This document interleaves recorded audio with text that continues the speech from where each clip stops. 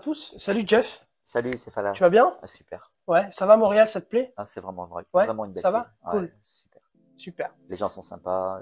La ville est sympa. cool. La ville est cool. Il fait pas très froid en plus. Non, tu vois, ça non, va. non, non. Il a fait un peu froid la dernière hier, mais avant-hier, je crois. Avant-hier.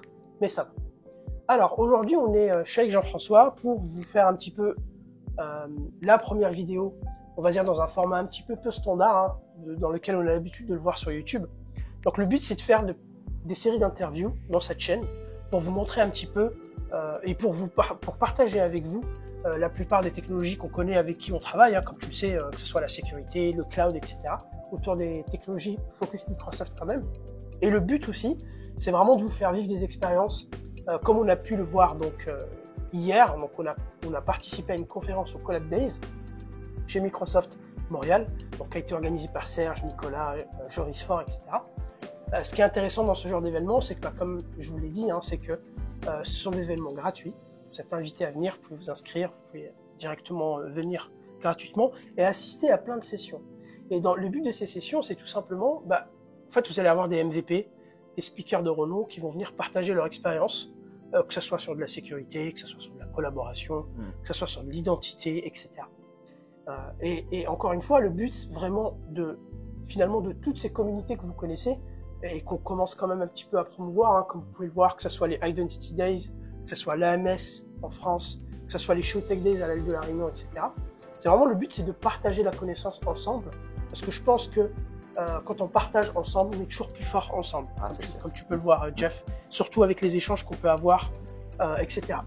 Et donc j'en profite juste en guise d'introduction, comme je vous l'ai dit, donc le but de cette chaîne YouTube, ça va être de traiter plusieurs formats. En gros, on va diffuser de l'information sous plusieurs formats.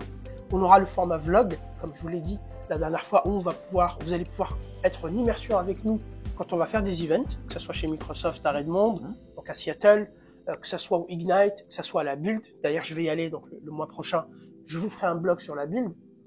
Et puis, il y aura une petite surprise aussi. Et vous aurez aussi des formats webinars. Donc, comme je vous l'ai dit, chaque semaine, je vais aborder un sujet technique avec vous. Et aussi des sujets non techniques. On verra que on aura pas mal de... Ça, c'est pas grave. Ça, c'est ce qu'on appelle le direct. C'est le direct. C'est le direct, c'est Jean-François. C'est pas un problème. Donc, ce que je disais, c'est que le deuxième format, ça va être des webinars toutes les semaines, sans problème, comme je vous l'ai dit, avec des thématiques techniques. Et bien évidemment, le troisième format, ça va être des lives. On fera des lives de temps en temps avec Jeff. Donc, après cette brève introduction, je vais demander donc à mon invité ici, Jean-François, de se présenter en quelques mots, et puis surtout de me dire, en fait, finalement, qu'est-ce que tu fais à Montréal, même si, effectivement, on l'a dit lors de la vidéo précédente, mais finalement, nous dire un petit peu qu'est-ce que tu fais, et surtout, qu'est-ce que tu as fait comme session, quel a été le but de cette session. Très bien. Bon, je m'appelle Jean-François Apréa, je suis MVP depuis 16 ans. Je suis plutôt spécialiste infrastructure, cloud hybride au sens large. Et donc, j'anime un certain nombre de sessions dans différents événements pour justement partager les technologies qu'on a envie de partager avec nos clients et nos participants. Donc, en termes d'activité, je fais vraiment du conseil, je fais aussi du debug quand c'est nécessaire. J'essaie vraiment d'améliorer les infrastructures avec un travail assez récurrent, c'est-à-dire donc on voit souvent les mêmes clients et on essaie de progresser, de renforcer les infrastructures, puisque c'est un travail un peu qui est très itératif et avec une relation de confiance avec le client où on améliore vraiment tout ce qui doit être amélioré. Alors concernant donc la session qu'on a jouée ensemble, Céphala, c'est une session à la fois on pourrait dire à 360 degrés sur Azure AD et la sécurité des environnements cloud bâtis autour d'Azure AD. Donc quand on dit tout de suite à 360 degrés, le champ est vraiment hyper large. Donc le fait est que dans cette session, qui contient beaucoup d'informations, on est vraiment un peu au défi de réussir la session pour pas noyer les gens qui sont avec nous et leur faire surtout passer les messages fondamentaux, parce qu'en fait c'est vraiment ça l'objet. C'est bien sûr quand il faut parler d'un paramètre, l'évoquer pour dire qu'il existe et qu'il faut qu'ils y fassent attention, mais surtout leur faire prendre conscience que il y a un certain nombre de petites actions à réaliser pour renforcer grandement la sécurité du tenant. Donc, c'est à mon avis, c'est ça vraiment le plus grand objectif qu'on aura avec les gens qui nous suivent dans cette session, qui est, si je me rappelle bien, à sa version 4 ou version 5, c'est-à-dire que on améliore à chaque fois. cette session à chaque fois Tout à fait, oui. pour mettre au devant de la scène ce qui nous paraît être le plus important. Et d'ailleurs, la dernière session, on a parlé des derniers problèmes de sécurité sur Azure AD Connect, les attaques de type Mercury, enfin voilà. Et c'est quand même d'actualité. C'est complètement d'actualité. L'idée, c'est de répondre aussi aux questions justement des participants qui parfois s'intéressent à la sécurité, mais sachant que c'est pas leur cœur de métier, mais ils prennent conscience que c'est important. C'est important et ils ne peuvent plus tout simplement se dire oui, mais ça c'est pas nous, c'est l'équipe sécurité. Donc que ce soit des développeurs, que ce soit des gens qui sont orientés vraiment collaboration, usage. L'idée c'est d'être vraiment à leur portée aussi. Donc on n'est pas tout le temps à leur portée dans une session, il y a des moments où ils peuvent décrocher, mais l'objectif c'est vraiment de les sensibiliser à tous ces principes de sécurité. Et justement Jeff, ça c'est intéressant ce que tu parles de portée et de les sensibiliser et en gros de les rester, en fait, pour qu'ils restent captivés par la session. Complètement. Comme je te le disais, moi je trouve que bien évidemment nous en fait on a l'habitude en fait de speaker avec Jean-François depuis de nombreuses années. Et je trouve que justement, tu avais dit un truc important pour qu'il nous pose des questions à la fin. Mais notre session, elle est tellement large en termes de sécurité. Et je trouve qu'elle est tellement dense que les gens, malheureusement, à la fin, comme tu peux le voir, on est toujours charrette au niveau du temps. Complètement. Et je pense qu'on est à la version 4 ou 5, je sais plus de cette session. Je pense qu'à la version 6, il faut vraiment qu'on arrive à proposer un contenu peut-être un peu plus light, condensé, voilà. Mais surtout, comme tu as dit, donner les grandes lignes et surtout donner des grandes lignes de manière stratégique. C'est ça qui est important. Parce qu'effectivement, parler du paramètre A, de la conditional access, qu'il faut toucher l'option A, B ou C, effectivement, ça, on pourra en reparler après la session, autour d'un café. Mais ce qui est important, c'est de passer les bons messages et surtout la stratégie guidelines, basée bien évidemment sur le Zero Trust de Microsoft. Mais complètement, tu vois ce que je veux dire. Voilà. C'est une très bonne idée. L'idée, c'est de faire, c'est vraiment ça l'axe. Un peu moins de slides quand même. Un peu moins de slides. Et trop orienté stratégique. Et plus de messages. Voilà. Plus de messages. Et justement, donc, l'idée étant de faire en sorte que, à l'issue de la session, le non spécialiste et même le spécialiste peut en fait, alors soit commencer sa démarche de sécurisation très facilement, parce qu'il a la stratégie, il a la vision, sans les détails, comme tu le disais très bien, ou le spécialiste de sécurité qui connaît bien s'assurer par rapport à notre session et la stratégie qu'on propose qu'il est entre guillemets dans les clous, c'est-à-dire oui, c'est bien ça que je fais, ou oui, je fais tout ça, mais c'est vrai que ça, on l'a pas vraiment creusé. Et du coup, c'est là qu'il y a un intérêt, c'est que le participant, celui qui nous a écouté, eh bien, il est vraiment dans une démarche, dans une communication de type conseil, où ça n'est pas qu'une présentation magistrale, c'est aussi, je me mets à la place du participant. Tout à fait. Est-ce que je suis synchro avec ce que j'entends? Est-ce qu'il me parle chinois? Est-ce que j'oublie rien? Est-ce qu'il me parle chinois? Parce que des fois, ils ne comprennent pas aussi. Et ce qui est intéressant, tu vois, hier, typiquement, on avait un participant qui venait nous voir. Ah ben tiens, moi, je connaissais pas Fido. Ah oui. Merci les gars, grâce à vous, je vais mettre du Fido pour mes comptes à privilèges. Ah, complètement. Et tu vois, finalement, c'est ça aussi ce que je disais au début, c'est que le but aussi de ces sessions, c'est vraiment de partager l'expérience. Et ça peut que vous rendre meilleur, en fait, de venir à ces sessions, de nous suivre. Ça, c'est vraiment important. Et hier, donc, l'exemple était parfait, c'est que on a parlé de stratégie de sécurité autour des privilèges accounts, donc tout ce qui est admin, on va dire, dans Azure AD, d'accord, sous-jacent à tous les produits, Exchange, Point, tout ça. Et on a vu quelqu'un qui est venu nous voir, donc quand on est parti boire un verre avec toute l'équipe, effectivement, lui, il nous disait qu'il connaissait pas du tout Fido 2. Et qu'il voulait le faire. Et qu'il voulait le faire dès lundi. C'est ça, tout de suite. Parce que ça coûte pas très cher, ils sont 3 ou 4 global admin. Et effectivement, ils vont pouvoir activer la fonctionnalité. Donc, tu vois, je trouve que c'est intéressant. Et effectivement, nous aussi, on essaye quand même de s'améliorer de jour en jour, comme tu le sais. Et pour finir là-dessus, la prochaine fois, la prochaine session, on sera plus dans de la stratégie. D'accord? Complètement. Pour dire mes bons messages qu'il faut. Et effectivement, s'il faut échanger sur du deep dive, alors soit on fait une session deep dive, et là, du coup, on rentre dans les détails d'une fonctionnalité, d'accord? Parce que tu peux pas faire un deep dive Azure AD de toutes les fonctionnalités, ça va te prendre 3 semaines. Ah ouais, c'est clair. D'accord? Avec les conditional access, tu peux tenir 3, 4, 5. Et donc, on fera un focus stratégie, donc plutôt du C-level, on va dire. Et puis, on pourra aussi proposer des sessions plus deep dive sur des fonctionnalités précises. Typiquement MFA, typiquement station PO. D'ailleurs, on va en reparler tout à l'heure, etc., etc.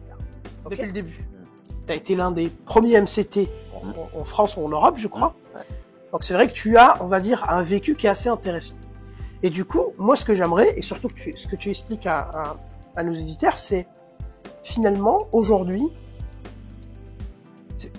comment tu présenterais la vision en fait de sécurité déjà de manière globale et surtout cette notion de zero trust que Microsoft essaye un petit peu, tu vois, de nous pousser au travers de tous ces outils que tu connais. Complètement. En fait, si on regarde bien, avec l'antériorité et les années qu'on passait, il y a eu plusieurs évolutions chez Microsoft. Ils ont vraiment commencé très rapidement vraiment. Avec des applications très basiques, franchement, c'était Multiplan 4, c'était Microsoft Word, c'est comme ça qu'ils ont commencé. Et après, ils se sont dit, oui, il faut des OS, et puis il faut un OS sympa, et puis il faut les premières versions de Windows. Et après, ils n'ont pas su faire, ils se sont alliés à IBM pour faire OS2. Et après, il y a eu, je fais une rapide synthèse. C'est très bien, c'est très bien. Pour ceux qui connaissent pas, c'est bien, ouais. Après, il y a eu cette grande aventure avec IBM, donc pour développer OS2 dans l'entreprise. Et Dieu sait si OS2 était un succès. Dans toutes les banques, dans toutes les administrations, on avait de l'OS2.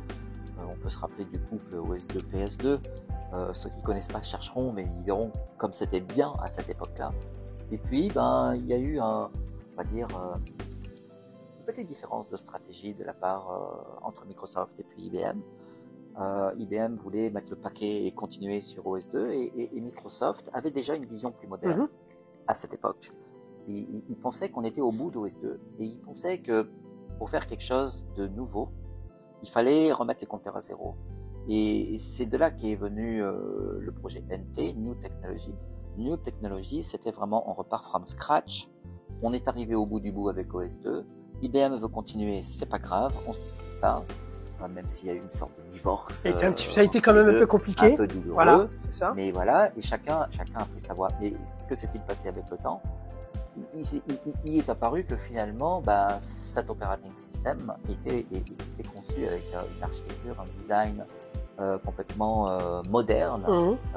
Et même aujourd'hui, plus de 20 ans plus tard, on est toujours sur un noyau NT OS kernel, on est toujours sur le même design d'OS, même si évidemment la sécurité a pris de plus en plus de place à l'intérieur de l'operating system.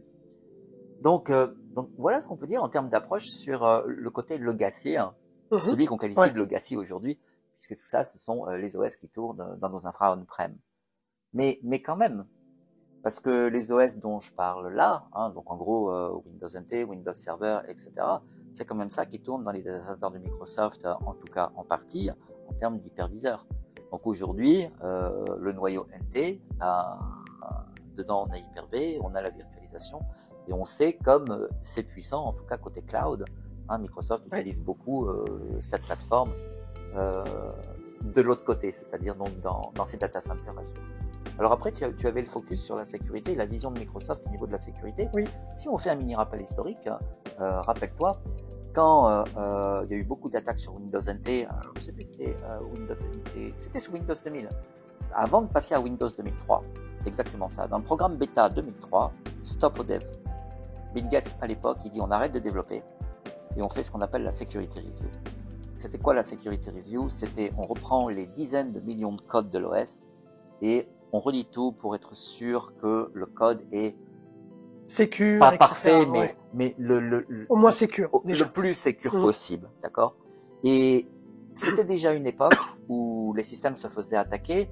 Alors certes, les attaques étaient plus simples que celles qu'on a aujourd'hui, mais la prise de conscience était là. La prise de conscience était là.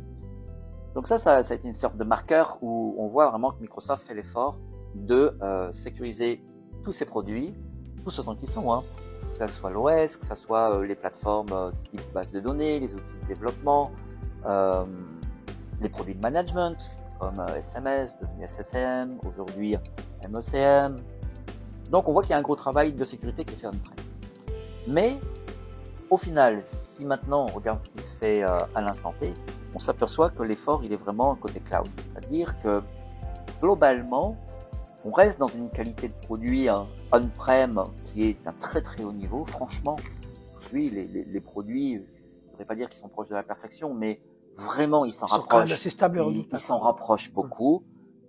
C'est vraiment difficile de les mettre en défaut, hein, même si personne n'est parfait. Mais là où on va avoir, je dirais, un nouveau palier en termes de qualité de la sécurité, c'est avec les technos qui sont positionnés dans le cloud et qui sont soit uniquement pour l'environnement cloud et ou multi-cloud et l'environnement hybridé on-prem. C'est-à-dire que c'est ça l'approche.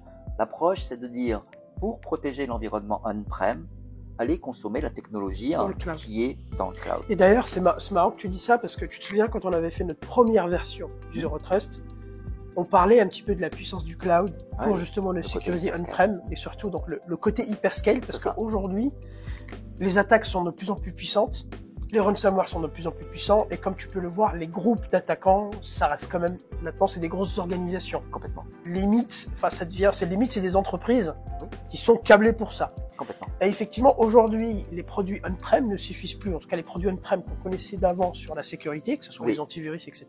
C'est là d'ailleurs qu'on voit l'arrivée des EDR, typiquement, qui tirent en fait leur intelligence depuis le cloud avec une hyperscalabilité qui est assez phénoménale, en tout cas côté Microsoft Azure de manière globale, d'accord.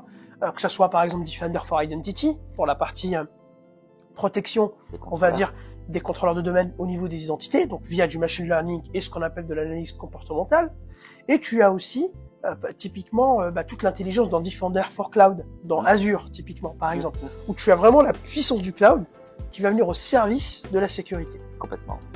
Et donc, ça, c'est vrai que c'est quand même intéressant. Et je pense que le paradigme change.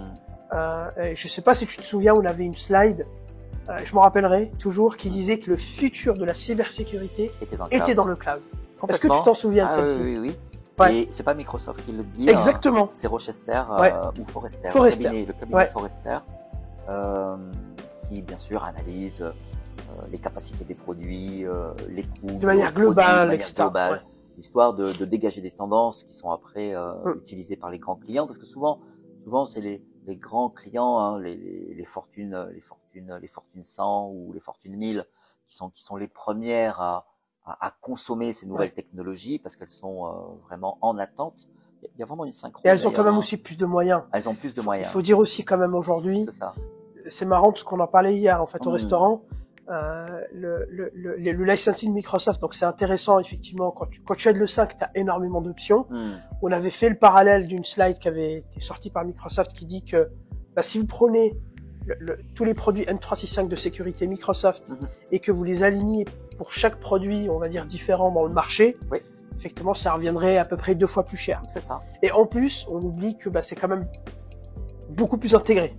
D'accord, avec les produits Microsoft. Exactement. Mais c'est vrai que quand même, quand tu regardes la sécurité aujourd'hui, quand on va faire du P2, quand on va faire du PIM, quand on veut faire vraiment tout ce qui est machine learning, donc quand même à partir de l'E5, c'est vrai que c'est pas donné à tout le monde non plus en termes de licensing. Je sais pas toi d'ailleurs, dans ton expérience chez tes clients, quel est le ratio entre les gens qui ont de l'E3. Alors bien évidemment, je te demande pas un chiffre précis, mais est-ce que tu penses que tu as plus de clients qui sont quand même sur l'E3, qui essayent un petit peu de jouer avec le licensing, avec ce qu'on appelle le personnage, qu'on faisait avant, ou alors tu as quand même beaucoup de clients sur l'E5, ou alors qui ont pris conscience qu'il fallait de l'E5, tu vois? Malheureusement, non. Ouais.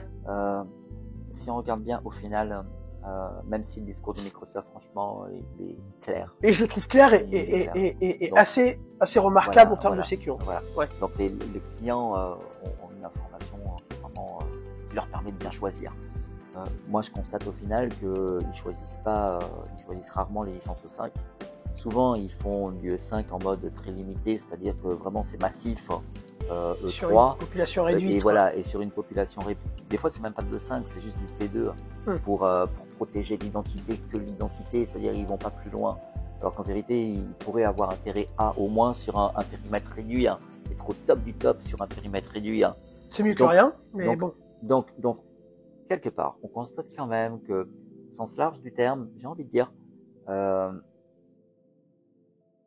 mon activité, vraiment, j'ai beaucoup de missions d'audit, Ouais. de conseils. de conseils, où on dit oulala, ça c'est pas bien, il faut vraiment corriger le tir, etc., etc. Souvent c'est un focus qui est on-prem, parfois c'est un focus qui est hybride, parfois c'est un focus qui est juste après l'hybridation, c'est-à-dire on regarde aussi comment est configuré le tenant. Mais souvent il y a quand même cette rupture où focus on-prem vs donc focus cloud. Quand on dit au client oui, mais aujourd'hui il faut regarder l'hybridation, parce que c'est une continuité. Ils ont l'impression que c'est pas important. Ouais. C'est ce que je ressens vraiment. Ils ont l'impression que c'est pas important parce que c'est trop simple. C'est-à-dire que ah oui, mais je me rappelle, on a installé effectivement une VM Azure AD Connect. Je crois que c'était il y a 2 ans. Bah, ça tombe bien, ça marche tout seul. On l'oublie, d'accord. La question c'est comment est configurer cette VM. Est-ce qu'elle est justement bien sécurisée? Parce qu'on sait aujourd'hui qu'il faut la sécuriser de manière particulière à cause à cause du fait qu'elle est vraiment connectée et du côté on-prem et du côté cloud. Et quand on remet ça sur le tapis, et permets-moi l'expression, le client d'un coup se dit ah oui, mais c'est vrai, au fait, j'avais pas vraiment percuté que ça pouvait avoir tant d'incidence sur la sécurité. Alors pas de l'AD évidemment, puisque l'AD il est entre guillemets comme il est, mais le côté cloud est plutôt moderne et sécurisé by default. Et malheureusement, avec une hybridation mal faite, eh ben, on peut mettre en péril la sécurité du tenant. Et c'est là où c'est un peu dramatique, hein, et où il faut vraiment mettre le paquet pour corriger le tir, pour renforcer cette sécurité. Et comme on le disait quand on parlait de notre session tout à l'heure, ben, il suffit franchement de pas grand-chose pour souvent c'est des détails, hein. Voilà, c'est ça, pour renforcer grandement la sécurité souvent, du tenant. Souvent c'est des détails, ouais. Voilà. Bien sûr. Donc on a envie de dire, les infrastructures de Microsoft, elles marchent plutôt bien. Les clients sont plutôt satisfaits des outils de collaboration au sens large du terme. La sécurité est un peu oubliée, je trouve. Donc d'où ma question originale, d'où du coup le fait que les gens n'ont pas vraiment de 5 finalement chez tes clients. Enfin, la plupart des clients n'ont pas vraiment de 5. Ok. Parce que, et surtout, moi je trouve qu'il y a une erreur quand même fondamentale qui est effectuée. C'est 2 choses. D'ailleurs, comme ça nous fera une belle transition. C'est la fameuse machine à déconnect, d'accord? Donc qui est pas placée en tier 0, qui n'est pas bien sécurisée, etc. Bien évidemment, le Seamless SSO est activé et donc la partie du C Kerberos n'est toujours pas renouvelée. Oui, le rollover. Voilà, le rollover qu'il faut refaire tous les 30 jours. Ouais, tous les 30 mais moi j'ai des clients, c'est 6 mois, 7 mois. Ah, là, c'est 3 ans. Voilà, 3 ans, 4 ans, effectivement. Et le deuxième point, pour moi très important, justement, et j'ai l'impression à chaque fois que, quand j'en parle, en tout cas, c'est assez méconnu. Pourtant, ça existe depuis très longtemps, parce qu'on le fait depuis très longtemps. C'est les stations POW. Tu sais, sûr, bien donc sûr. les privilèges ou Access Workstation. Oui. Toi, aujourd'hui, parce que je sais que toi, maintenant, t'es à ton compte, donc tu as ouvert ton entreprise, mais tu travailles quand même pour de très grands comptes. Tu travailles pour des grands hôpitaux. Ouais. Tu travailles pour des entreprises comme pour des petits aussi, voilà, hein, et des petits. Ils sont dans les mêmes problématiques au final, hein, quelle que soit la taille. De toute façon, la sécurité, ça concerne tout le monde, comme on le sait. Voilà. Que tu sois 1 ou 10 000. Mais la question que j'avais pour toi, Jean-François, c'est toi aujourd'hui, de ton expérience et de ton expertise, et surtout de ton vécu aussi, c'est ça qui est important. La station POW, donc avec cette nouvelle vibe en fait, on va dire cette nouveauté de l'hybridation et du cloud, comment tu le vois chez les clients? Est-ce que c'est pris en compte? Est-ce que les clients sont quand même au courant qu'ils doivent mettre en place des stations pour administrer le tenant? Ou est-ce qu'ils se disent, bah finalement, l'AD effectivement c'est bien sécurisé, puis on oublie un peu cette partie hybridation et puis côté cloud? C'est ça la question que je voulais te poser. En fait, c'est vraiment en rapport, il y a 2 types de clients. Il y a les très très grands clients, tout ce qui est grandes compagnies industrielles, des grosses infrastructures, structurées, des dizaines de milliers de machines, étalées sur toute l'Europe, des fois encore plus. Ouais. En général, ils respectent franchement les bonnes pratiques.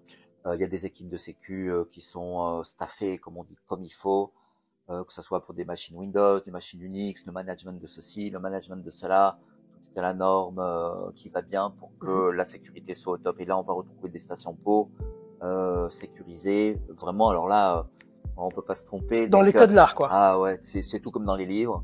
Donc station pause spécifique pour le tiers 0, spécifique pour le tiers 1. Ah oui. Donc tout est séparé, on mélange pas les torchons et les serviettes. Les machines, elles ont des étiquettes, on peut pas se tromper. Enfin tout est dans les règles, d'accord. Donc là, effectivement, on est au top.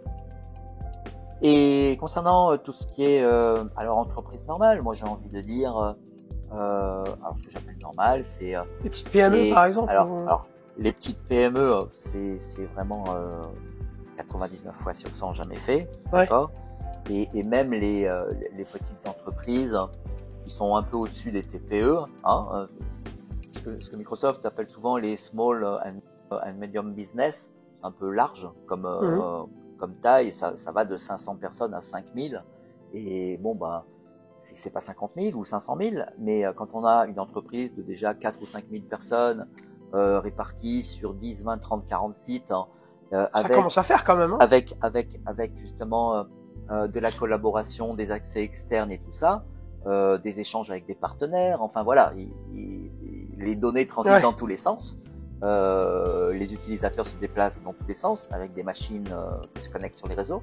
Bah là, on s'aperçoit que quand même le risque est grandissant et que toutes les mesures sont vraiment pas prises pour faire en sorte que tant l'administration, on a le focus là-dessus là avec les stations PO, que je dirais la connexion des machines au sein du réseau, eh bien soit vraiment gérée à 100% dans les règles de l'art. Donc parce que finalement bon, évidemment, quand on a des comptes à fort privilège nécessaires à de l'administration, c'est là qu'on a le focus. Là, c'est tellement important de sécuriser les accès avec des machines PO, très bien. Mais on peut décliner l'approche aussi pour des directeurs qui accèdent à des données sensibles. Donc là, c'est pas l'infrastructure en tant que telle, mais c'est de la donnée critique. Et la question, c'est voilà, à partir de quelle machine, dans quel état, on peut accéder à des données critiques. Avec quelle identité, dans quelles circonstances, je suis dans un aéroport, je suis à l'extérieur, dans une zone qui en ce moment est pas sécure. Donc, ok, j'ai mes privilèges, mais est-ce qu'il me faut pas quelque chose de plus moderne, voilà, hein, comme le conditional access, tout ça, etc., pour faire en sorte que ah oui, mais pas aujourd'hui. Aujourd'hui, je ne peux pas y accéder parce que les conditions ne sont pas réunies. Donc en fait, c'est le focus réel là, c'était sur les stations PO. Oui, du coup. Donc ce qui est à la mode en ce moment, quand on parle de ça, oui, mais vous comprenez, il faut que je bloque des machines pour ça. Par contre, on a pensé à un truc, qu'est-ce que tu en penses? On est d'accord pour mettre un serveur d'administration. Donc, au lieu d'administrer avec nos machines, qui sont des machines multi-usages, c'est ça qui est dramatique, hein. C'est le mélange des tokens. Hein, c'est le mélange des tokens. Justement, avant tokens. que tu continues, c'est le mélange des tokens entre les tokens standards, dites standards pour accéder à l'information d'entreprise, et les tokens, on va dire, dites à fort privilège. Donc l'idée, c'est de se dire, il faut vraiment interdire ça. Bon, la panacée, c'est bien sûr la station PO, machine dédiée qui ne peut administrer que ça. Tout est filtré, le pare-feu est configuré comme il faut. Un réseau à part, voilà. Il y a tout qui va bien pour faire en sorte que ça soit blindé. Pour aller vite, évidemment, ça sera de la version Windows Entreprise avec le Secure Boot, le Credential Guard, le System Guard, le Device Guard, enfin la totale, la puce TPM. Donc là, on est sûr que la machine, même si elle était soumise à une attaque, les structures de sécurité sont protégées. Et du coup, on ne peut pas rebondir sur la machine pour attaquer l'infrastructure. Donc ça, on peut faire. Mais comme les clients, ils sont quand même un peu bloqués là-dessus, hein, sauf les grands comptes très grands comptes qui ont pris conscience que c'était important. On a quand même quelque chose qui est à la mode maintenant, c'est le serveur d'administration. Donc, le PC qui est sur le bureau, c'est mon PC personnel. Je m'en sers pour mon activité de tous les jours. Et il se connecte sur la station d'admin. Et il se connecte sur une station d'admin. Alors évidemment, on va éviter d'utiliser le protocole RDP en mode classique, d'accord? Bien sûr. On va passer par une RD Gateway, on va encapsuler tout ça dans de HTTPS, on peut mettre un certificat de 4 kg pour blinder le flux, que si jamais c'était une attaque massive, plus on mettra de l'argent pour casser les clés et plus on arrivera à les casser. Mais entre un certificat d'1 kg, de 2 kg ou de 4 kg, tout change, d'accord? Bien évidemment. Donc la puissance nécessaire pour casser, c'est pas du tout la même. Donc on sait faire des tas de choses vachement sympas, pour faire en sorte de sécuriser cette administration, alors j'ai envie de dire un peu à moindre coût, hein. Donc l'idée d'avoir un serveur de terminal, éventuellement d'en mettre 2 mini-fermes, hein, avec deux bonnes VM, et puis se connecter dessus, et tout le staff technique, hein, se connecte sur ces machines-là. C'est sur ces machines que les outils sont positionnés, qu'ils sont maintenus, que les systèmes sont maintenus. Donc on garantit que la plateforme d'administration est toujours au top de la sécurité, ouais. Ce qui n'est pas le cas du PC de l'admin. Imagine ici un plateau technique, où on a des administrateurs, entre guillemets, SQL, Windows, ouais, un peu tout ce que tu veux. Tous les corps de métier. Tous les corps de métier. Ouais. Et en gros, chacun a son PC Windows 10 ou Windows 11 avec ses petits outils installés dessus et ses privilèges. Pas de souci, d'accord? Mais il y a quand même, toujours pareil, ça tourne comment tout ça? C'est-à-dire quel est l'état du PC dont on parle? Quelles sont les versions des outils d'administration qui sont installés? Il y a des bugs de partout. Donc, il faut toujours avoir des outils les plus modernes, les mieux patchés. D'ailleurs, Microsoft le recommande toujours, hein. Donc, que vous ayez des contrôleurs de domaine 2012 ou 2022, avec quel outil on administre tout ça? Eh bien, avec les derniers outils. C'est-à-dire que si demain, on a Windows 12 qui sort, on réfléchit pas. La plateforme d'administration, c'est forcément Windows 12, avec les derniers outils. Ce sont les outils qui font. Donc les outils, soit ils font entre guillemets de bonnes choses, on va dire ça comme ça, soit ils font de bonnes choses avec quelques bugs, d'accord? Et du coup, il y a toujours ce risque de quelle est la puissance de l'outil. Alors on a quand même dans l'infrastructure beaucoup solutionné les faiblesses du management, parce que ça c'est, comme tu sais, hein, c'est beaucoup standardisé, c'est-à-dire dans la vraie plateforme, qu'est-ce qu'on a? Tout est bâti sur Windows Management Framework. Ouais. Donc, et c'est quoi? C'est la dernière version de PowerShell, la dernière version de WinRM, la dernière version de DSC. Donc, on a des briques techniques qui font que le tuyau qui permet de communiquer entre le poste de management et l'infrastructure est un tuyau sécure et puissant. Et les outils graphiques ne viennent qu'emprunter ce tuyau. Donc, en fait, pour Microsoft, au niveau alors c'est pas pour rien qu'ils ont fait tout ça, hein. C'est parce que globalement la plateforme devient de plus en plus intelligente. C'est vraiment ça l'idée, hein. Même pour illustrer, hein, juste au niveau pédagogique, en changeant de sujet, prendre l'administration Exchange avec la console ECP, graphique web, tout ça. Dans le temps, on avait des outils graphiques avec plein de codes à l'intérieur. C'était l'outil qui avait le code de management. Et puis un beau jour, ils ont dit non, le code de management, au revoir, il descend dans la plateforme elle-même. Et donc, et tout ça bâti bien sûr avec PowerShell, Remote PowerShell, WinRM, tout ça authentifié, Kerberos à fond les manettes, hein, permets-moi l'expression. Et du coup, on sent que ces 10 dernières années, tu vois, pour résumer par rapport à la question qui était un peu large, un gros travail sur le management et la sécurité des opérations de management a été quand même apporté par Microsoft. Vraiment. Bon, Jean-François, comme tu as vu hier là, dans notre session, on a parlé donc avec une personne qui est venue nous voir à la fin de la session, et puis il nous a dit tiens, c'est marrant, je connaissais pas du tout FIDO2, et surtout je connaissais pas en fait ce concept du passwordless. D'accord? Parce que c'est quand même quelque chose qu'on évoque maintenant depuis plusieurs années. Tu as quand même des acteurs sur le marché qui sont assez novateurs là-dessus, hein, qui font quand même pas mal de choses. Et notamment, on a pu le voir, tu sais, au travers des intégrations avec Azure AD, que le passwordless aujourd'hui, c'est quelque chose de complètement intégré, qu'on va pouvoir le mettre en place sur pas mal de choses. Moi, la question que j'avais pour toi par rapport à ça, c'est finalement, en quelques mots, rapidement, parce que c'est vrai que ça peut être un vaste sujet, comme tu le sais, est-ce que tu peux nous parler rapidement donc, de FIDO2, donc du monde passwordless, et surtout, moi ce qui m'intéresse, on en a parlé, tu sais, c'est cette fameuse hybridation du protocole FIDO2 avec l'authentification au niveau du contrôleur de domaine. Oui. Alors, effectivement, l'idée pour Microsoft, là, ça a été de renforcer, tout le monde sait le principe du MFA. Hein. Le principe du MFA, c'est pour sécuriser l'authentification, rajoutons des facteurs, de multiples facteurs. Et entre guillemets, plus on aura de facteurs et plus on sera sûr, d'accord, que l'authentification n'a pas été usurpée par justement quelqu'un qui serait dans la transaction, comme on dit, man in the middle, donc situé au milieu. Mais au-delà de ça, il y a aussi la notion d'expérience utilisateur et de sécurité. Donc en gros, il fallait à la fois techniquement un protocole moderne et de l'autre un effort sur l'expérience utilisateur. L'idée étant, pour m'authentifier, il me faut une identité. Donc comment je m'appelle, donc quelle est mon adresse email, puisqu'on sait tous qu'aujourd'hui dans les environnements cloud, en général, l'identité a le format d'une adresse email. Ce qui est d'ailleurs l'UPN dans Azure AD, ça il faut bien le rappeler. Oui, bien sûr. C'est qu'effectivement, quand on se connecte dans Azure AD, c'est l'UPN qui est utilisé. Et en général, ce que Microsoft recommande, excusez-moi, c'est le match entre le mail et l'UPN afin de ne pas perturber l'utilisateur. Complètement, c'est tout à fait vrai. Et donc, par rapport à ça, donc l'idée, ça a été de dire, il nous faut un protocole pour le cloud. C'est peut-être ça le point de départ, parce qu'au départ, c'est quand même focus cloud.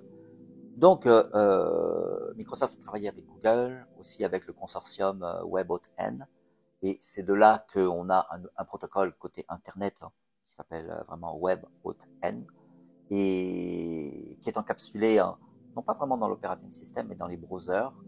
Alors, c'est vrai que les browsers sont souvent très près des operating systems, mais c'est vraiment dans le browser, qu'on va retrouver cette encapsulation, dans Edge, tout ça, que le support du protocole WebAuthn est implémenté. On va aussi le trouver, si on extrapole encore, et on va comprendre pourquoi, sur un client MSTSC de dernière génération. C'est-à-dire que si on prend un MSTSC sous Windows 10, on regarde les petites options avancées, on va pouvoir voir qu'on peut se connecter avec une clé FIDO, et carrément c'est écrit clé électronique WebAuthn. Pour le coup, il n'y a même pas écrit FIDO. Mais FIDO, c'est le protocole dans son ensemble. Voilà, et en dessous, on a WebAuthn. Donc les développeurs, ils peuvent utiliser ce protocole pour s'emboîter dedans, au même titre qu'on pourrait dire j'utilise Kerberos ou j'utilise autre chose. Très bien. Et du coup, avec Azure AD justement, je te coupe, excuse-moi, mais justement la question a été avec Azure AD. Finalement, quel est ton avis là-dessus par rapport à cette intégration et surtout l'hybridation avec l'Active Directory? Alors déjà, quand ça a été annoncé, le support de FIDO 2, au départ, on s'est dit est-ce qu'il va nous falloir du P1, du P2 est-ce qu'il va déjà c'était marrant. On attendait ça avec impatience parce qu'on savait que c'était bien, mais on se disait que va faire Microsoft? C'était encore un peu flou. Et puis boum, à ce moment-là, l'annonce tombe, il n'y a pas de souci, c'est de base intégré, sans aucun licensing, c'est-à-dire que même si par exemple tu prends une licence Power BI, que ça. Donc t'as pas Office, t'as qu'une licence Power BI pour faire du Power BI. Pour faire du Power BI, il faut être connecté dans Azure. Donc tu vas créer un tenant. Comme tu vas devoir une identité, tu vas devoir tu vas créer une identité. Donc tu es en mode alors là le licensing il est égal à proche de 0 puisque tu as juste acheté Power BI. Donc tu as tes identités parce que tu as 5 users qui vont accéder à ton Power BI. Et ben tu peux utiliser l'authentification FIDO 2 pour accéder à ton Power BI. Et pourtant ça c'est intéressant de bien le préciser. C'est juste pour dire, c'est-à-dire que c'est indépendant du licensing pour le coup. Au même titre qu'il faut un mot de passe pour s'authentifier, au début il faut bien que tu t'authentifies avec un mot de passe. Et ben tu peux après enrôler ta clé électronique FIDO 2 pour t'authentifier avec ce nouveau facteur. Tu vois. Donc ça c'est le premier truc. Alors ce qui est intéressant au niveau des clés FIDO, c'est que on glisse la clé au moment de l'authentification, on active la demande d'authentification, mais dans l'absolu, il faudra renforcer ce scénario d'authentification avec soit de la biométrie, soit un PIN code. Alors évidemment, et là on est très large en configuration. On peut configurer dans les clés FIDO tout ce qu'on a envie. Oui, il y a quand même beaucoup d'options. Est-ce qu'on veut de l'alphanumérique, du numérique, donc il y a pas mal d'options. C'est très très riche. On va plutôt rechercher la simplicité en vérité. Parce que ce qui compte, c'est que si sur une clé FIDO on colle un scotch avec le code, ça va pas le faire. Ça va pas le faire, d'accord. On aurait le même phénomène avec le mot de passe. On aurait le même phénomène qu'avec le mot de passe ou qu'avec celui de la carte bleue. La carte bleue qu'on utilise tous évidemment. Et ben en général les codes sont assez simples. Tu vois, moi j'ai un code à 4 digits. Toi, tu me disais qu'en Suisse, tu as un code à 6 digits. Voilà, parce qu'en Suisse, ils protègent plus les accès. Je plaisante, bien sûr. Mais c'est pour dire qu'on est passé de 4 à 6. On n'est pas passé de 4 à 60. Exactement. Parce que si on passe de 4 à 60. Je suis obligé de le noter. Et là, c'est foutu. D'accord? Et là, je suis foutu. Et là, c'est foutu. Et là, c'est foutu. Alors voilà. on est vraiment dans ce trip hein, en quelque sorte. Mm. Et d'ailleurs, j'aimerais dire un truc parce que on voit pas ça écrit souvent, mais Microsoft des fois le dit et c'est tellement vrai. C'est-à-dire qu'à partir du moment où on fait de l'authentification forte avec par exemple une clé FIDO, la question c'est ok, mais j'ai toujours un mot de passe qui existe. Et la question c'est dans certains cas, si ma clé FIDO ne marche pas, il faudra bien que je puisse m'authentifier différemment. Donc en spécifiant sur ce PC qui ne prend pas peut-être ma clé FIDO, je ne sais pas pourquoi, dans ce cas-là mon mot de passe. Et la question qu'on peut se poser, c'est oui, et alors tu fais quoi au niveau des stratégies de mot de passe? Jusqu'à présent, ou plutôt depuis tellement d'années, on partait du principe qu'il fallait changer des mots de passe souvent. Ouais. Et c'est en changeant les mots de passe souvent qu'on était très sécure. Alors qu'en fait, aujourd'hui, c'est pas vrai. C'est exactement ça. Aujourd'hui, ce n'est pas vrai. Ça n'est plus vrai. C'est-à-dire que à partir du moment où on a un mot de passe et du MFA, plus besoin de le changer. Merci monsieur. D'accord. Et d'ailleurs, c'est marrant parce que il n'y a pas que Microsoft qui l'a dit. Il y a eu un papier.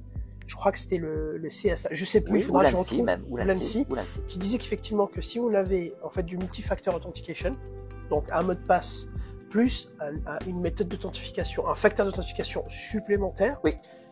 Là, on va dire le reset password qu'on connaît tous les 90 jours ou tous les 6 mois devient caduque. Ah, complètement. Et pour répondre à ta question, c'est qu'effectivement quand tu es en mode passwordless et que tu arrives le matin, ta clé ne marche pas. Il faut bien que tu arrives à t'authentifier d'une autre façon. Ce qui peut être intéressant, et ça c'est une fonctionnalité d'Azure AD qui est arrivée il y a pas si longtemps que ça, enfin si, elle a quand même à peu près 1 an, c'est ce qu'on appelle la fonctionnalité TAP, donc Temporary Access Password. Tout à fait. Ça permet tout simplement d'envoyer à quelqu'un un mot de passe temporaire. Qu'on va bien évidemment fixer avec des caractères, avec une bonne politique de mot de passe assez dure, si tu veux. Complètement. Et ce qui fait qu'il va pouvoir se connecter de manière temporaire le temps où il puisse soit retrouver sa clé parce qu'il l'a perdue, il l'a oublié à la maison, ou soit le temps de refaire une nouvelle clé. Tout à fait. Et par contre, tu vois, moi je pense quand même, toi tu me parlais tout à l'heure d'expérience utilisateur avec le FIDO 2, donc c'est bien qu'on échange. Moi je pense quand même que le code PIN c'est bien, mais honnêtement je suis quand même plus à l'aise avec l'empreinte digitale sur les clés. Le problème c'est que ces clés-là coûtent je crois un peu plus cher, c'est ça? Oui, bon, on est entre 40 et 60 et 60 euros. À peu près, voilà. Mais si le client décide de partir sur ce techno et qu'il les achète en gros par lot de 100 voire supérieur, il aura des tarifs intéressants. Les prix descendent vraiment. Donc en fait, à mon avis, vraiment, il faudrait intégrer la clé au niveau du système d'information directement dans le coût du PC. C'est-à-dire, j'achète un PC, c'est 400 euros. J'ai la clé 800 avec, quoi. euros, c'est ça. En fonction des performances nécessaires. On sait ça. Bon, qu'on mette une clé à 40 euros ou à 70, globalement, sur l'ensemble, ça fait quoi? Mais tu as raison. C'est un bon calcul. Parce que je vais même aller un peu plus loin.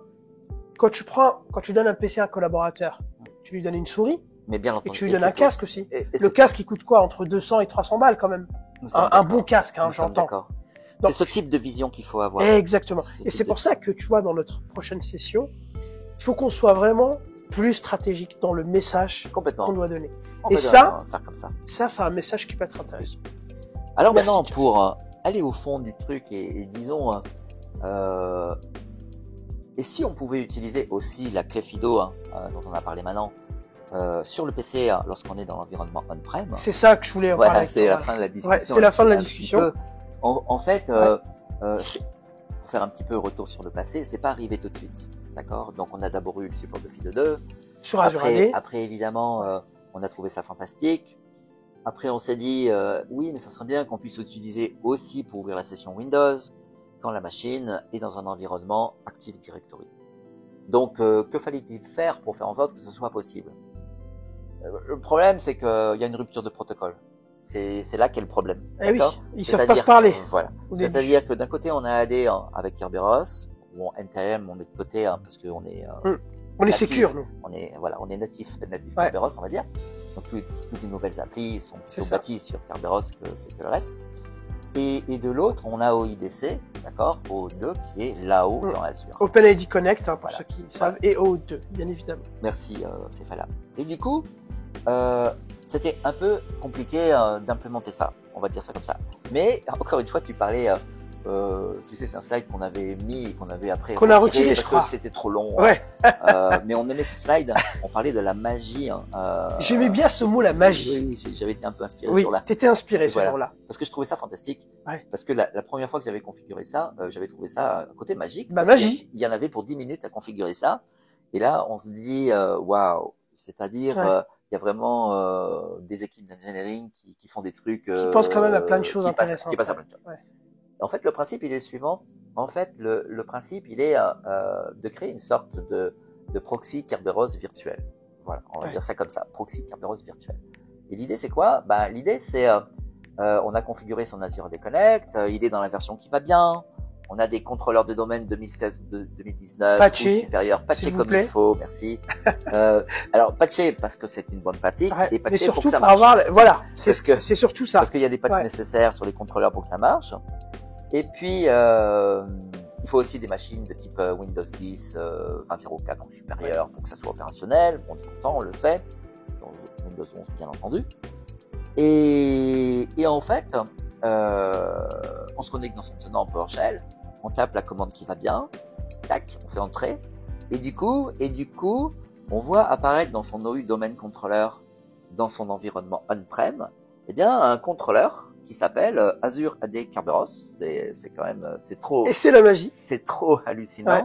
Et qui existe d'ailleurs dans la classe, quand on regarde bien, il existe dans la classe des Read-Only Domain Controller. Ouais. C'est-à-dire que c'est un RODC quand même au final. C'est une sorte de RODC et tout le monde sait comment ça marche. Les RODC, sans être trop technique, c'est une sorte de proxy d'authentification, c'est-à-dire que il n'est pas capable d'avoir le mot de passe de l'utilisateur. C'est ça l'idée. Hein. Et il proxy la demande vers un contrôleur read-write. Ben là, il va proxyer la demande non pas vers un contrôleur read-write, mais vers Azure AD. C'est-à-dire qu'il y a une sorte de compatibilité Kerberos dans le tenant Azure qu'on ne voit pas nous, mais il y a des enregistrements qui sont créés là-haut, on va dire ça comme ça, et qui font en fait cette espèce de tube entre le tenant Azure AD et puis ce contrôleur virtuel. Voilà. Et alors, il y a des échanges de clés qui se font, clés symétriques, tout ça, qui se font entre les PC Windows, qui sont alors, c'est pas obligatoire en fait, parce que les machines peuvent être clientes, peuvent être soit uniquement dans AD, normal, soit être aussi en hybride Azure AD Join. D'accord ? Ouais. Dans les deux états, effectivement. Dans les deux états. Alors, la mécanique est différente si le PC il est que dans AD ou si le PC il est dans AD et dans Azure AD. C'est juste ça que je voulais dire, mais c'est pas un prérequis en quelque sorte. Ouais. Et à partir du moment où c'est en place, eh ben l'utilisateur il va pouvoir dans son contrôle Alt Supr eh bien s'authentifier avec sa clé FIDO2 et être connecté en quelque sorte avec un double token. C'est-à-dire que d'un côté, il aura son PRT Azure qui lui permet d'exister en session dans Azure AD et il aura en fait un token Kerberos mais c'est un tout petit peu technique. C'est là la magie justement. Mais il l'aura en deux coups. En deux coups. C'est-à-dire que il va avoir un premier TGT issu d'Azure qui lui dit OK, je vois que tu es un user Azure, mais comme tu es hybridé, je vais te donner un token Kerberos. Mais c'est pas un token qui est complet. Il y a juste tu existes, tu es authentifié, j'ai confiance en toi. De toute façon, c'est l'AD qui va jouer la partie. Voilà. Et alors, qu'est-ce qui se passe? Le client, il reçoit, on va dire, ce mini token, appelons ça comme ça, qui n'est pas complet, pas encore utilisable. Et il va présenter ce mini token pour être complété à un contrôleur de domaine moderne. Voilà. Patché, tout comme on a dit. Et là, le contrôleur de domaine moderne, il dit, ah oui, mais attendez, c'est un token que je sais quoi en faire. Parce qu'il reconnaît le format. Il reconnaît le format. Ouais. Et là, il complète le token donné par Azure, qui est un token Kerberos, c'est un TGT, mais il n'est pas complet, il n'est pas encore utilisable. Il le complète dans un deuxième temps. Alors évidemment, tout ça se passe en 2010 secondes, ça dure pas 3 heures. Et du coup, c'est complètement transparent par l'utilisateur. Et l'utilisateur, il peut accéder alors à ses ressources Windows, d'accord, on-prem, avec sa clé FIDO. Avec sa clé FIDO2. Et ce qui est intéressant, c'est qu'il n'y a rien à installer sur le PC. Ça vaut le coup d'être signifié quand même, parce que il y a des solutions d'authentification fortes tierces qui existent. Oui, bien sûr. RSA, il y en a plein. D'autres, il y en a plein. Voilà. Mais il y a 9 fois sur 10, pardon, Des 10 agents, fois sur 10, un agent à déployer et à maintenir. C'est-à-dire que, certes, il y a parfois une fonctionnalité supplémentaire que Microsoft ne va pas offrir dans sa plateforme, mais ce qui est puissant, c'est que c'est disponible de suite et dans le licensing et techniquement pour renforcer la sécurité. Et pour conclure là-dessus, en termes de stratégie, puisqu'on a envie toujours de mettre l'accent le plus sur la stratégie et pas que sur les aspects techniques, j'ai peut-être envie de dire ça aussi. C'est-à-dire que on a beaucoup de services qui sont offerts par Microsoft qui parfois sont en concurrence avec des services qui sont disponibles chez de grands éditeurs. Ça peut être Cisco, qui a du MFA aussi, ça peut être qui vous voulez, d'accord, qui va venir s'emboîter dans la plateforme. Et des fois, les clients nous disent non, mais le MFA de Microsoft, il est pas mal, mais quand même, on va faire du passwordless avec une solution spécifique de chez machin, parce que elle est supérieure à ceci. En fait, moi, ce que j'ai envie de dire, et ça peut être un peu la même chose pour d'autres types de solutions, pas que sur des solutions de sécurité. En fait, il faut pas opposer les solutions. Non, jamais, justement. Ça, c'est l'erreur que beaucoup de gens font, d'ailleurs. Voilà. C'est-à-dire, ah non, mais moi, je fais pas du Microsoft, je fais autre chose. Ouais. Ou moi, je fais du Microsoft, mais je fais pas autre chose. C'est ça. L'idée, à mon avis, en termes de stratégie, c'est plutôt, en fait, de choisir la meilleure solution pour le meilleur usage, mais, avec l'approche de Microsoft, d'avoir la capacité de diffuser le meilleur de la technologie au plus grand nombre. C'est ça qu'il faut voir. C'est-à-dire que si demain, on disait, voilà, je veux une solution MFA Cisco, pour 10 000 utilisateurs, ça va coûter combien? Ça va coûter un certain prix. Pas de souci. Si je dis je fais du MFA avec Microsoft, ça coûte 5 fois moins cher. Ça veut pas dire que je vais pas mettre du Cisco pour certains de mes users. Bien évidemment. Donc tu peux très bien jongler entre les deux. Au même titre qu'on peut jongler dans le licensing Microsoft. Ici, je mets du P1, là, je mets du P2, là, je mets de l'E3, là, je mets de l'E5. Ce raisonnement, il faut l'avoir aussi avec les solutions tierces. Tierces, ouais. Voilà. Okay. Alors, je pense que c'est vraiment ça, c'est vraiment une bonne approche parce que ça va permettre, eh bien, d'atteindre un niveau de sécurité encore supérieur, d'accord, globalement dans la plateforme. Ok. J'avais quelques petites questions à te poser sur un sujet, je sais qui t'est cher. Donc, dans les infra Azure AD, on sait que toute la puissance d'Azure AD, c'est bien sûr son authentification, etc., le MFA, les protocoles modernes. On va pas rentrer dans les détails, on en a déjà parlé. Ouais. Mais c'était aussi conditional access, d'accord. Et j'aime ce sujet. Voilà, je sais. Ouais. Voilà, j'aime bien en parler beaucoup.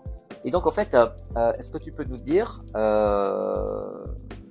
quelle est la meilleure approche, en fait, pour forcer, alors soit au sens large du terme, ou soit de manière assez spécifique en fonction de certaines circonstances, eh bien, par exemple, l'utilisation d'une clé FIDO sur une certaine population d'utilisateurs. Ça peut être des utilisateurs à fort privilège, des VIP.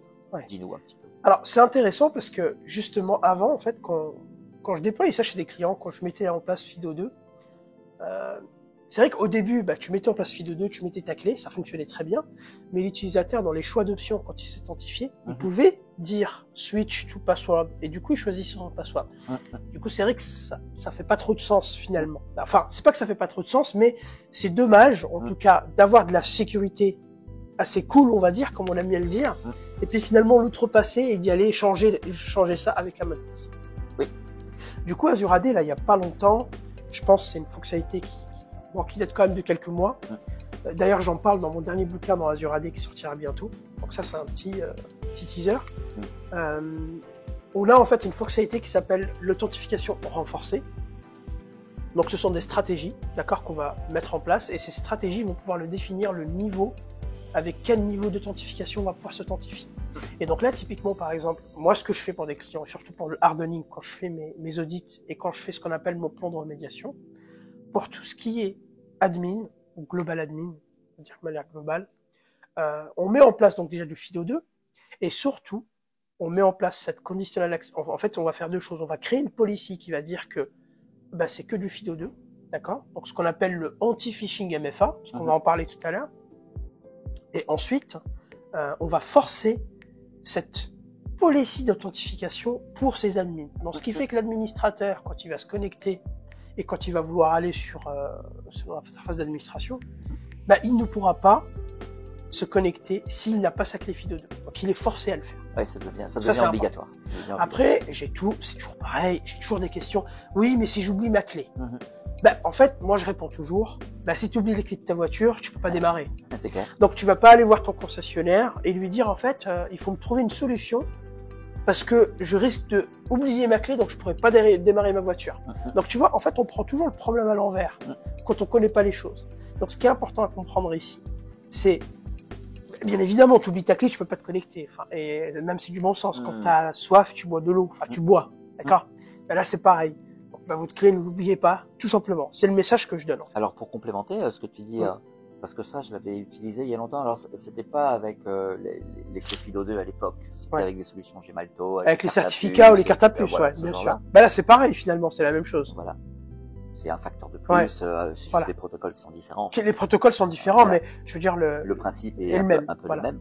En fait, tu as quand même, pour aller dans ton sens, la possibilité de prévoir une clé de secours qui serait dans un coffre. C'est-à-dire que très bien. On a tous notre clé, il n'y a pas de souci là-dessus. Imaginons, j'arrive au bureau, j'ai vraiment des activités à réaliser aujourd'hui, j'oublie ma clé à la maison, du coup c'est vraiment un problème parce que j'ai des trucs importants à faire, je peux pas les faire. Évidemment, c'est pas un bon feeling d'utiliser l'identité d'une autre personne, ça c'est des choses qu'on ne pratique jamais pour des raisons surtout pas pour des comptes d'administration. Par contre, ben voilà, je vais voir mon manager, je dis, je suis désolé, j'ai oublié ma clé, est-ce que tu peux me donner ma clé de secours? Et il va là où il faut, il me ramène ma clé de secours et je vais pouvoir m'authentifier. Puisqu'un utilisateur peut avoir de multiples clés. Donc en fait, dans l'absolu, il est toujours possible d'utiliser une clé de secours si on le souhaitait. Ça coûte un peu plus cher parce que ok, il faut utiliser 2 clés ou 3 clés, mais c'est juste pour dire que c'est possible aussi. Et comme tu le sais, on en a parlé, la sécurité de toute façon n'a pas de prix. Et justement, en parlant de ça, parce que tu me parlais là de sécurité, enfin de FIDO 2, faut savoir que dans ce qu'on appelle l'authentification renforcée, vous avez un mot-clé qui est important, il s'appelle, en gros, il y a une catégorie quand vous créez la policy, donc c'est dans Azure AD, dans Authentication Method, et puis vous avez les stratégies tout simplement. Vous avez une méthode qui s'appelle Anti-Phishing MFA. Ça, qu'est-ce que ça veut dire finalement? Ben, en fait, on nous a démontré quand même qu'aujourd'hui, même avec du MFA, ça ne suffit pas. C'est-à-dire que même avec du MFA, nous qui attaquons du MFA, on est quand même capable de tromper le MFA et de l'usurper.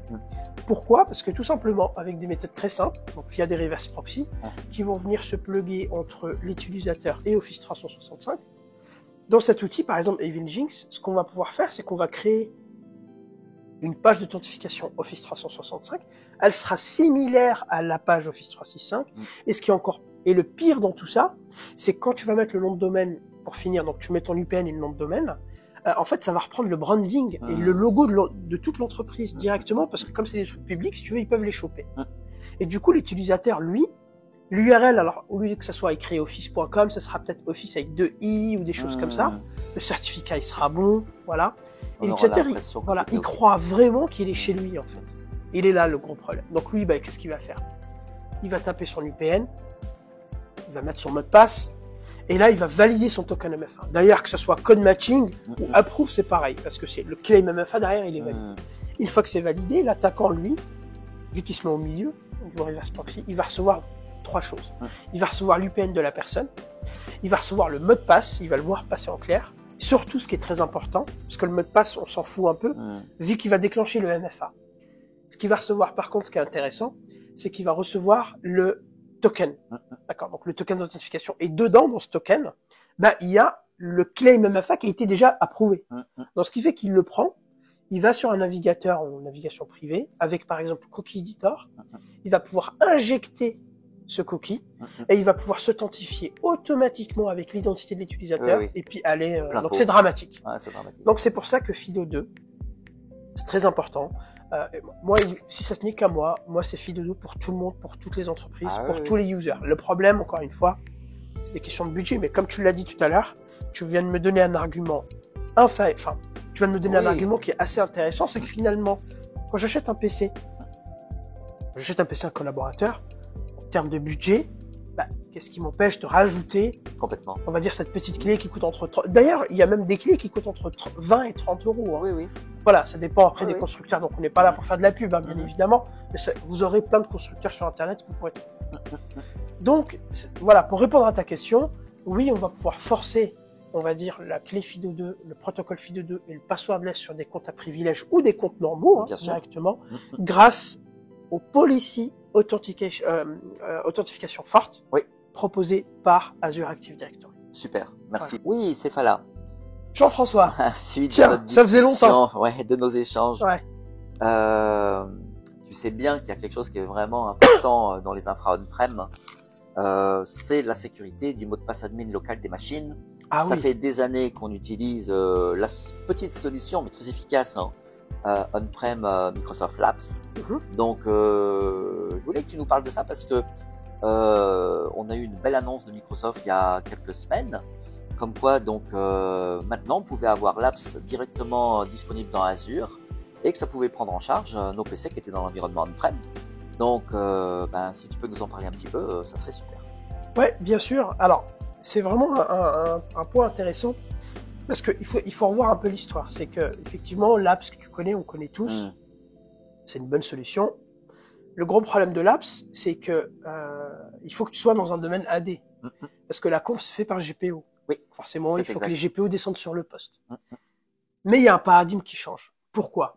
C'est qu'aujourd'hui, la plupart des entreprises, en tout cas, on va dire des petites PME, d'accord, partent vers le cloud, mais en mode full cloud, mode Azure AD Join, et pas hybride Azure AD Join. C'est-à-dire qu'ils ont plus d'Active Directory on-prem, ils ont vraiment sauté le pas. En gros, au lieu d'avoir un file server, ils ont un SharePoint, ils ont un Teams, ils ont OneDrive. Au lieu d'avoir un serveur d'impression connecté à un AD, ils ont un spooler dans le cloud, style Printix ou le Universal Print de Azure. Donc, si tu veux, on n'a plus d'Active Directory, on n'a plus l'annuaire qu'on connaît on-prem. Mais on avait une grosse problématique, c'est que les mots de passe locaux, enfin des admins locaux, pardon, des machines, on ne pouvait pas les gérer parce que Intune ne sait pas faire. D'accord ? Jusqu'à présent. Maintenant, avec Windows Labs, cette nouvelle fonctionnalité, donc rapidement, déjà, ça prend en compte bien évidemment l'hybridation. Donc, tu vas pouvoir stocker des mots de passe donc locaux et les gérer, même si c'est une machine qui est jointe dans un AD et qui est hybride avec Azure AD, ça c'est le premier point. Mais là où c'est encore plus important pour moi, c'est pour ces clients qui n'ont pas d'Active Directory. Et donc du coup avec Microsoft Intune, parce que c'est son nouveau nom, tu sais qu'ils ont changé de nom aussi, avec Microsoft Intune, je vais pouvoir tout simplement créer un profil de sécurité qui s'appelle Account Protection. Dans ce Account Protection, je vais pouvoir mettre en place ma stratégie de mot de passe local. Je vais pouvoir déployer ce profil et j'ai juste à activer une option dans Azure AD Device pour activer ce qu'on appelle le Windows Labs. Et ce qui est intéressant, c'est que du coup, le mot de passe va être stocké dans Azure AD, sous la machine, bien évidemment, d'Azure AD de manière sécurisée. Et tu pourras même faire ce qu'on appelle de la délégation pour des admins afin qu'ils puissent accéder à ces passwords. Tu sais, on le fait dans AD. Voilà. Dans AD, on le faisait en PowerShell, tu sais, pour réduire. Là, c'est un peu la même chose. Et en plus, on a la grosse force de Azure AD, c'est qu'on va avoir du conditional access, en plus, pour pouvoir renforcer un petit peu l'accès à ces admins pour pouvoir resetter ces passwords. Donc, j'ai envie de te dire, comme le monde change, comme le monde est mouvant, il faut savoir, attention, parce que j'avais quand même lu beaucoup de critiques, oui, mais Microsoft, pourquoi ils font pas du Labs dans Azure? Ils travaillent dessus depuis très longtemps. C'est juste que, bien évidemment, ils ont des roadmaps à respecter. Ils ont beaucoup de priorités. C'est clair. Tu vois ce que je veux dire? Elles sont énormes. Elles sont énormes et comme je peux vous dire que Azure, c'est un monde à part, déjà. Donc, forcément, voilà, il fallait que le temps que ça se développe, que ça, donc là, pour l'instant, c'est en preview. Mais voilà, la solution, elle est là. Donc, juste pour bénéficier de ça, il faut les dernières versions de Windows. Ça marche aussi sur Windows 10. D'accord? Donc, la dernière version. Au plus, Windows 11 bien évidemment, Windows Server 2019 et plus, et il te faut bien évidemment Microsoft Intune pour pouvoir envoyer le profil, d'accord? Et donc avec ça, tu vas pouvoir bien évidemment tout simplement configurer ton profil de sécurité et appliquer directement donc les profils sur les machines. Et en plus de ça, c'est très très simple à installer. C'est ça que j'aime bien, c'est que on n'a plus, c'est vrai qu'avant, la GPO, c'est pas appliqué. Enfin, tu connais un petit peu ces problématiques. Oui, il fallait plusieurs prérequis pour que tout soit OK. Là, c'est globalement, c'est déjà intégré dans l'OS au travers des patchs. Il n'y a pas de client spécial à déployer. C'est ça, parce qu'avant, on avait quand même le client à installer sur tous les postes. Et je te rappelle aussi, toi qui as travaillé pendant le Covid, moi, j'avais plein d'entreprises qui voulaient mettre Labs pendant le Covid, parce que forcément, tu te rappelles, d'ailleurs, dans notre session, il faudra qu'on le remette ça. On a eu un avant et après Covid en termes de sécurité. Oui, c'est clair. Comme tu le sais. Nadella, Satya Nadella, qu'est-ce qu'il a dit? Finalement, on a compressé des projets de 2 ans en 2 mois. C'est ça. ça a été un petit peu Tout à fait. pas Microsoft, mais ils ont fait des études chez des clients, et en général, les projets qui prenaient 2 ans ont été compressés en 2 mois. À cause du Covid, voilà. Pour pouvoir répondre aux enjeux, que les gens donc forcément, la sécurité, t'imagines bien qu'elle a été un peu mise de côté. C'est ça. Et un des exemples typiques, c'est que j'avais moi plein de clients qui voulaient installer l'apps, donc c'est très bien, hein, cool. Tu installes l'apps, tu mets tes GPO, c'est cool. Mais maintenant, il faut configurer les PC.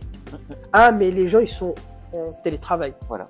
Donc la plupart du temps, ils sont pas dans le domaine, ou ils se connectent pas en VPN, etc. Exactement. Souvent, j'ai des clients, je sais pas si ça te le fait toi, même quand ils sont en VPN, les GPO ne descendent pas très bien. Oui, il y a des problématiques. Oui, complètement. Tu vois, voilà. Donc là, avec Azure AD, ce qui est intéressant, et Intune, c'est qu'en fait, j'ai juste besoin d'une connexion 4G.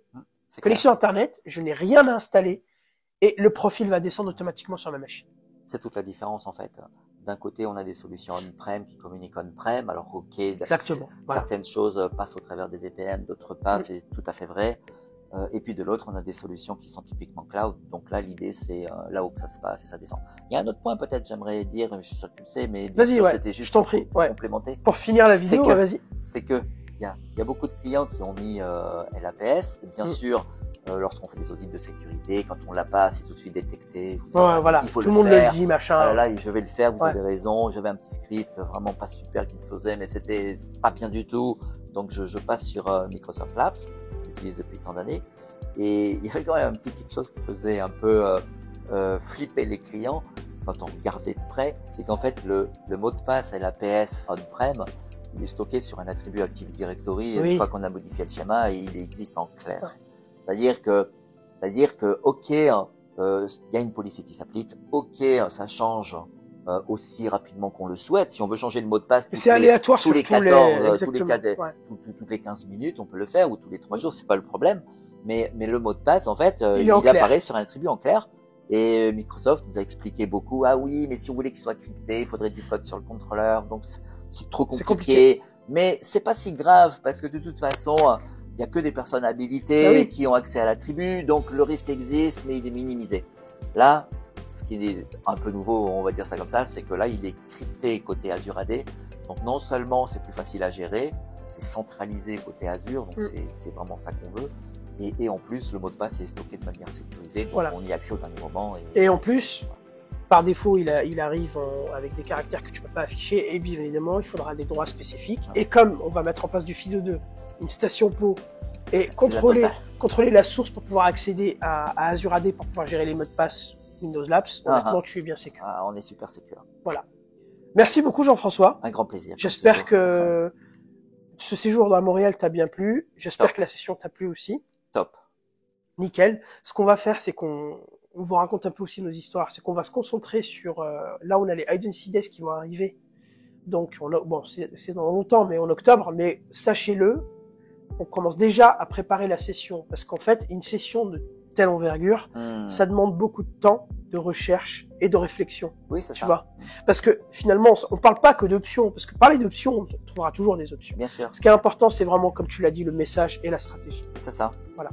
Donc, écoutez, j'espère que cette vidéo vous a plu. J'espère que ce format vous a plu. Vraiment en mode détente, mais en mode à la cool. Vous verrez qu'il y aura pratiquement pas de montage. Donc, il y aura, des choses intéressantes que vous allez voir dans la vidéo. Et puis, écoutez, quant à moi, je vous dis à très bientôt pour d'autres vidéos avec Jean-François. Et les copains. Et les copains, d'autres copains. Et bien évidemment aussi les webinaires que je vais animer chaque semaine sur des thématiques, etc. Et aussi, il y a un grand merci à Microsoft Montréal qui nous a accueillis. Bien sûr. Parce que franchement, ils ont des locaux magnifiques. Bon, pour ceux qui sont jamais venus, moi c'est la première fois que je venais. Pareil pour moi. La ville est magnifique. On a eu du beau temps. Les gens sont hyper sympas. L'accueil était extra au niveau de Microsoft Montréal. L'organisation de l'event Collab Days. Super. Donc un grand merci à Serge. Serge Tremblay. Nicolas. Serge Tremblay. C'était juste fantastique. Vraiment adorable. Y compris. Et puis finalement, les Québécois sont adorables. Mais très, ils sont très chaleureux. Je trouve. Très chaleureux. Voilà. Donc un grand merci à nos amis canadiens, honnêtement. Un grand merci à la communauté MVP au Canada. Un grand merci bien évidemment à Microsoft pour l'accueil, parce qu'en plus, je crois que les locaux étaient gratuits pour la journée. Donc c'est quand même pas donné, des locaux de cette taille. Et bien évidemment, merci aux sponsors et surtout merci aux participants qui sont venus. Donc je vous dis à très bientôt pour la suite. Restez branchés et comme je vous l'ai dit, vous allez avoir plein de contenu. Et notamment, vous allez avoir un vlog spécifique dédié à la Microsoft Build parce que j'ai la chance d'y aller sur le campus de Microsoft et je vais pouvoir faire des vidéos et surtout, je vais pouvoir vous montrer les locaux, bien sûr, les espaces publics uniquement. Je vais vous montrer les locaux de Microsoft, donc à Redmond, à Seattle. Donc là, finalement, tout ce qu'on a dit là depuis 30-40 minutes, finalement, c'est créé avec les histoires de Bill Gates, etc. Enfin, tout ce qu'on se connaît. Donc finalement, c'est un peu le berceau, on va dire, de technologique. Voilà, donc merci à tous et on se dit à très bientôt. Ciao. Bientôt.